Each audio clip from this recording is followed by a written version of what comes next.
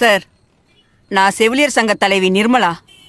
எதுக்காக சார் ஒரு அப்பாவி பொண்ண வேலையை விட்டு தூக்கணும்னு நினைக்கிறீங்க? சொல்லுங்க சார்.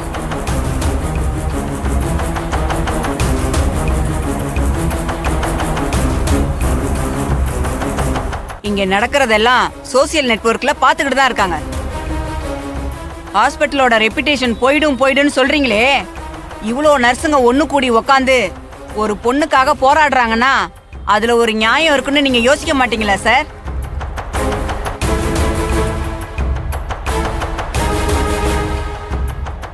ஊர் உலகமே இங்க நடக்கிறத பாத்துக்கிட்டு தான் இருக்காங்க. இப்ப மட்டும் உங்க ரெப்புடேஷன் போகாதா?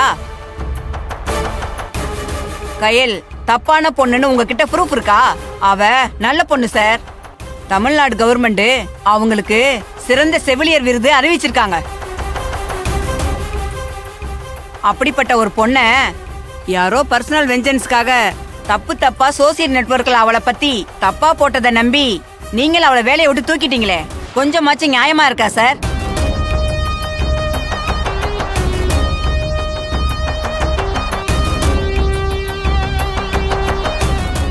இவங்க எல்லாரும் ஒன்னா உக்காந்து போராடுறத உண்மையிலேயே நான் வரவேற்கிறேன்.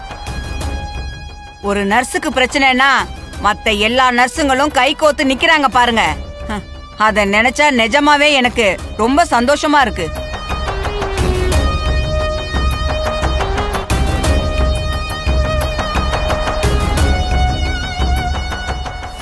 உலகத்திலேயே ரொம்ப புனிதமான வேலைன்னா அது நர்ஸ் வேலை தான் சார். அத வேலைன்னு சொல்றதை விட சேவைன்னு தான் சொல்லணும். இவங்க எல்லாருமே நைட் ஷிஃப்ட் டே ஷிஃப்ட்னு மாறி மாறி எவ்வளவு உழைக்கிறாங்க. நர்ஸுங்களுக்கு அடிப்படை குவாலிட்டியே அனுசரிப்பும் சகிப்புத்தன்மையும் தான். அப்படிப்பட்ட நர்ஸா இருக்கிற கயல் தப்பு பண்ணிருப்பாங்கன்னு நீங்க நினைக்கிறீங்களா?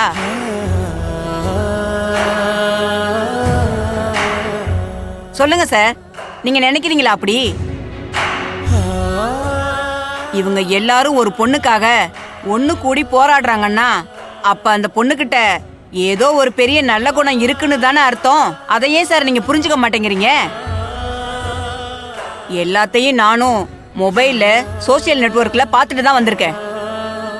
அதான் அந்த பொண்ணு தான் ஒரு மாசத்துல நான் எந்த தப்பும் பண்ணலன்னு ப்ரூவ் பண்றேன்னு சொல்லியிருக்கால. அது வரைக்கும் ஆச்சும் நீங்க அவளை வேலைக்கு வச்சுக்கலாமே சார். அதை விட்டுட்டு யாரோ சொன்னாங்கிறதுக்காக நீங்க தான் ஏதோ சோசியல் நெட்வொர்க்ல பாத்துட்டு அவளை வேலையை விட்டு தூக்க நினைக்கிறீங்க.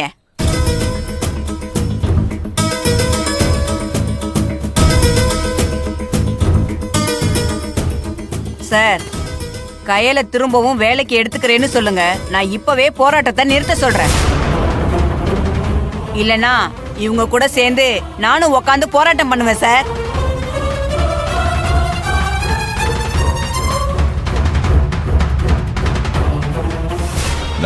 நடத்துங்க.